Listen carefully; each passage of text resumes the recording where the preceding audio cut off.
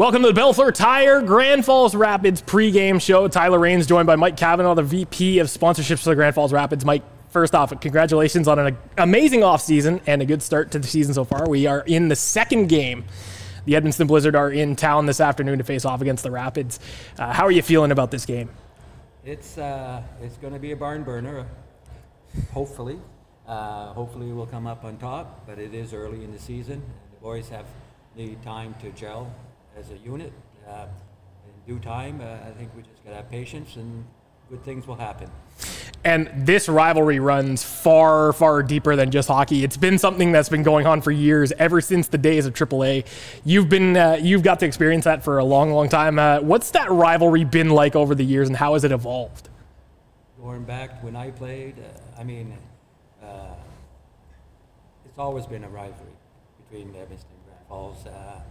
It's a great thing. It's a fun rivalry. It's all about sports. It's a healthy rivalry. It's great for the communities. It's great to see Edmonton fans, hundreds of them, come down to our games to help support it. We'll go up there, support them. It all comes out great in the end. You know, it's like I say. I remember when the Cataracts were playing in the Republican League. I mean, the rivalry there was unreal. You know, and hopefully we'll continue that in the future. And there's a word that sticks out that you mentioned: community. This is something that, since the Rapids came to town, the community has been so lucky to have such amazing teams over the years, and amazing sponsors that have come in and supported the team. Speak a little bit about the sponsors who have come in. Well, you said it right there. The amazing amount of sponsors. I mean, just on this page alone, there's 100. And then when you open up the game day sheet, there's 13 around that are major sponsors. In any amateur sport, if they don't have any business support, small business, big business, it's not going to survive, no matter what sport you're playing. And Grand Falls is second to none. They're excellent. I get good results from people, very receptive. Yes, they want to see a winning team, but we have to be patient. We are a small market. We need to be thankful that we have a team. You know, it's good caliber hockey. We've got the beautiful facility. We need to make use of it and just come out and support the boys. And a lot of times, that extra support means an extra goal. That means tying the game and maybe winning it in overtime. And that's something that we saw on Friday night especially. The crowd was really into it. Everybody was getting in, getting excited. And that's something that, in rivalry games especially, right, like against Miramichi and hopefully today against Edmonton, we're going to see a lot of really active fans in the stands. Well, I hope so. I hope that people, it is a beautiful day outside. We're having a tailgate party, our first ever. Good things is happening there, great food, fun. I'm sure there'll be more to come. It all takes time to develop a new thing, you know, for the community. Oh yeah. And we just need people to get off the couch on a beautiful afternoon like this and come on, support the boys. Exactly, and that's what helps build the team, right? There's so many things, so many factors that contribute to a hockey team that people might not know. Behind the scenes, on the forefront with the fans, and then the actual team itself, there are so many moving parts and different positions around. Just speak a little bit about what it's like to be a part of that. Well, I've learned a lot in the last, while I've been involved with the team financially since day one, but more so in the last 4 years. I've learned so much, and a regular hockey fan has no clue what we're up against, whether it's league rules or just in recruiting players. Being a small community, there's no university, but COVID did prove that shouldn't make a difference. We had players last year that were taking online courses. Bryce Thompson, excellent young man, took many courses while he was here, you know, and he didn't lose his footing in life by being here playing 2 or 3 years. I mean, he's a great example that if you want to do play hockey and continue education, you can do that in a small community. And that's one of the great many things about this team is that no matter what, you can do what you set your mind to. And that's something that this organization especially prides itself on, is helping players get to that next level, whether it be education-wise or in life as well. There's just so many great things to say. And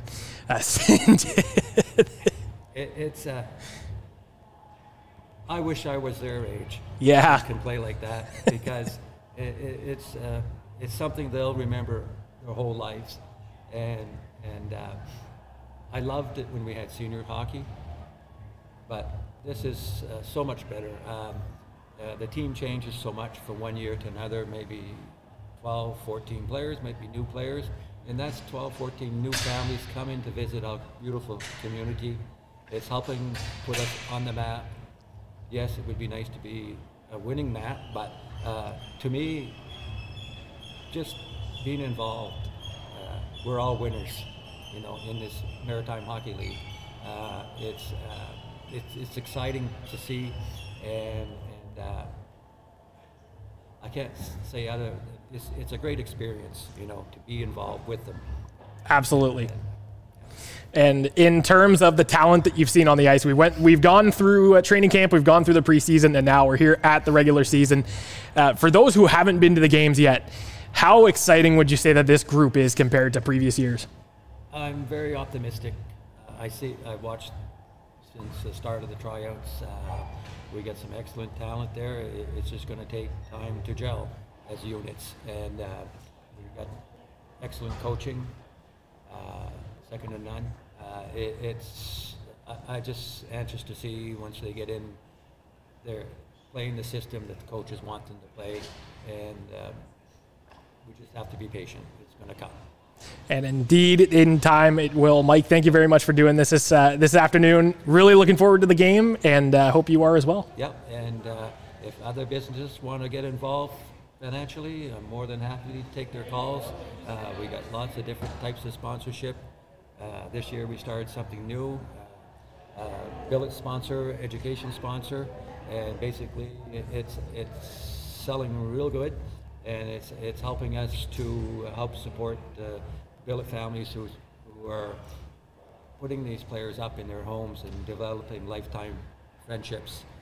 Yet these guys eat, and with the inflation and whatnot, we wanted to help them more so that we keep our billet families, that they're happy, because we don't want them to lose. Yet we know it's expensive to feed them, but. I'm getting great response from businesses. They're stepping up to the plate in Grand Falls like they always do. That's very good. So like Mike said, if there are any businesses out there that want to get involved with the team, you can get in touch with Mike Cavanaugh, and yeah, he will take very good care of you. But until then, Mike, thank you very much for joining on the show, and we'll see you on the next time. Anytime, Tyler. Appreciate it. That was the Rapids VP of Sponsorships, Mike Cavanaugh, joining me for today's chat. And now I'm going to take you into a little series that the MHL had at the Coaching Symposium this past August. There were a series of interviews that I was able to conduct with some notable coaches and some really big names around the hockey community. And I'm going to call this mini-series Behind the Bench. So this is going to be a series of interviews with these high-profile coaches, some that you will definitely know, with the likes of Corey Chevry, Rick Bowness, and Gardner McDougall, just to name a few, and there's going to be so much more, so you're not going to want to miss this. I'm going to take you into an exclusive interview with Liam Heelis. He is the former head coach of the McGill Redmen in the AUS, and so many more. He coached for the Halifax Mooseheads, and also played in the Ontario Hockey League, won a championship with the Owen Sound Attack in 2011. Here's the interview that I was able to conduct with him, and you'll be able to watch it right here on the Bellefleur Tire Rapids pregame show.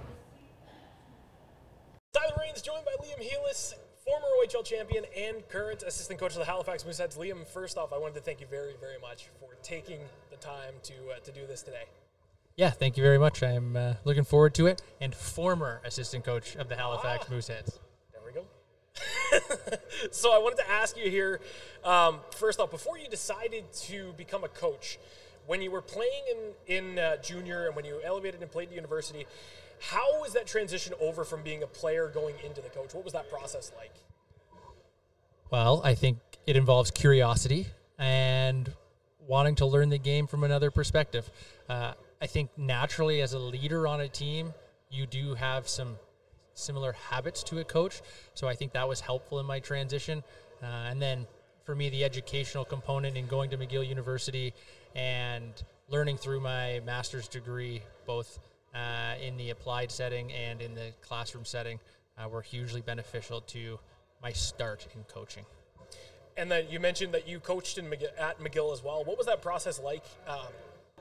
Just taking what you learned in junior and applying it to that setting now playing in university. Yeah, I feel very grateful that I was able to rely on my own experiences as a player and apply them to the coaching setting. I think that gave me an opportunity to work through whether it was one-to-one conversations with players or just having a background in the X's and O's and helping develop a leadership group. Those were all things that were beneficial to me that I learned as a player that I was able to apply as a coach and help me early on. What were some of the challenges that you faced when you first got into it? I think as a young coach, understanding and learning when the times to push and when the times not to push are definitely critical components.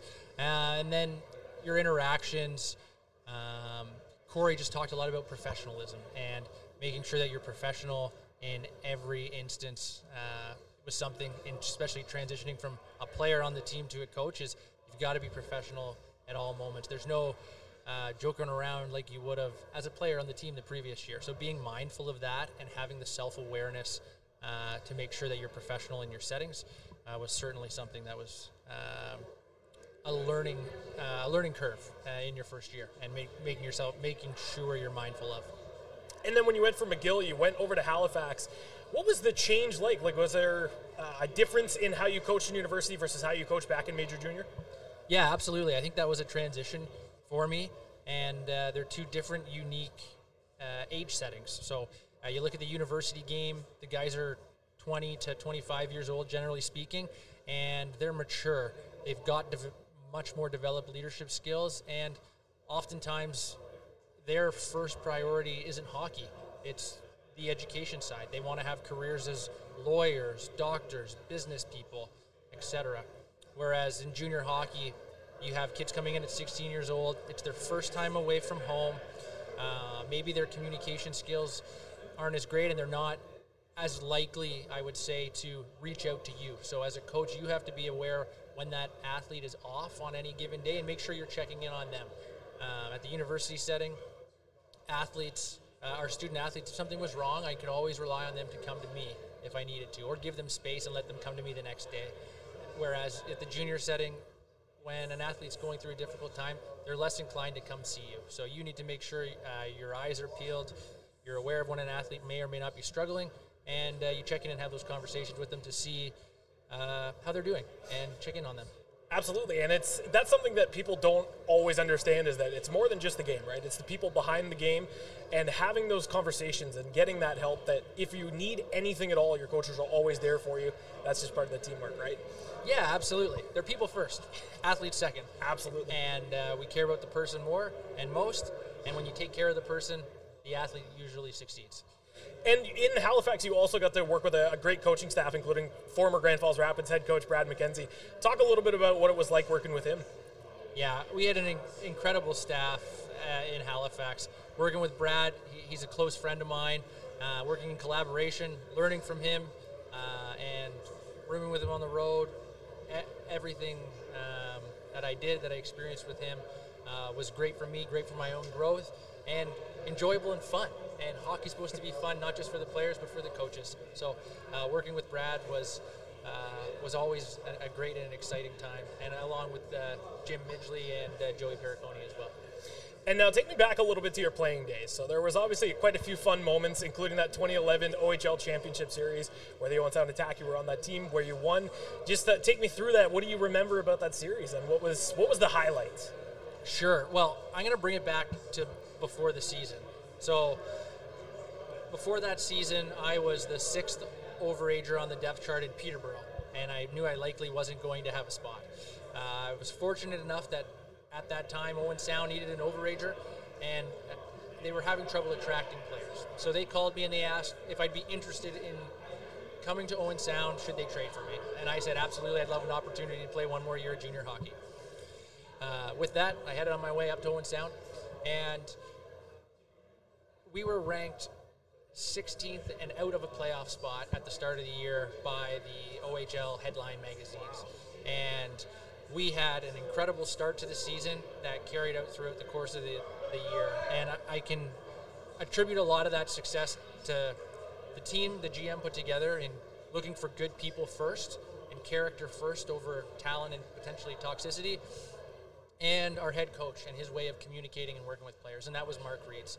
And he had an interesting, dry sense of humor and way of connecting with players in a unique and direct way. Rick Bowness talked about being true to who you are as a person and in the way that you act and communicate with your players. And he was just a genuine, pure person and personality, and we always knew he had our backs. So he established great relationships with us as a team, and that led to, again, great success in the playoffs. We met Dave Cameron and his St. Mike's Majors in the final. We were down 2-0. We found a way to claw back. Down 3-2. Found a way to claw back again and just stick around. We were a team that was hard to put away. We were like a fly in your ear, around your head that you just could not swat. And maybe that was some of the personalities we had, but we played for each other each and every night. And winning that Game 7 in overtime is one of the greatest moments in my life, and it was certainly a great time too. And I would imagine it was really, really tough to get to that point. I know that a lot of people think you win a championship, it's an easy road to get there, and it's not the case for a lot of the time. Just how difficult was that to get all the way to the finals after just a really impressive playoffs? Yeah, I mean, winning's hard. When you look at the Ontario League, 20 teams, only one team wins every year. So it was a grueling process. There was lots of injuries involved. We used 3 goaltenders through the playoffs. All 3 played games in the final series, which is kind of a unique, fun fact. And to do those things, you have to be adaptable as a coach, as a person, and be able to manage the adversities coming your way without letting them consume you. And I thought our coach did a great job, and our team leadership group, in grounding us when things were hard and difficult, and sticking to what would be the process and surrendering the outcome of hockey games and focusing on what we could control. And finally, wanted to ask you as well, for somebody who's looking to get into coaching, whether it's at the professional level or whether it's just house league or rep, anything that you wanted to go, what is some advice that you would give to the people who are looking at getting into coaching? Yeah, I guess if there's 2 things that come off the top of my mind is, don't be afraid to reach out to people and ask for help, ask for support, ask for opportunities to just push pucks. Corey talked about that specifically in her talk just recently. And for myself at McGill, I just asked to push pucks and volunteer as a coach to start and put in the work and wanted to do the best job I could. And with that, a couple of years later, I was offered a full-time job. So if you want to have an opportunity, volunteer your time, get out there, learn the game in the applied setting.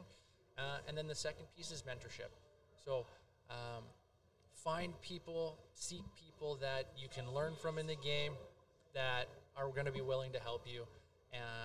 When you reach out, you're going to gain opportunities, but when you have someone you can trust that you can bounce ideas off of, coaches don't do it alone. I know oftentimes the media perceives coaches as doing it alone and being the best at what they do, but whether it's Gardner McDougall, Jim Midgley, myself, we all have coach contacts that we call in times to bounce ideas off of, to make sure that we are making the right decision the next day and speaking with an athlete or speaking with our group. So seek mentorship, find people you can trust, and always learn from and bounce your own ideas off of. And those are some great pieces of advice. Liam, I wanted to thank you very, very much for doing this. Thank you. And wishing you all the best. Thank you very much.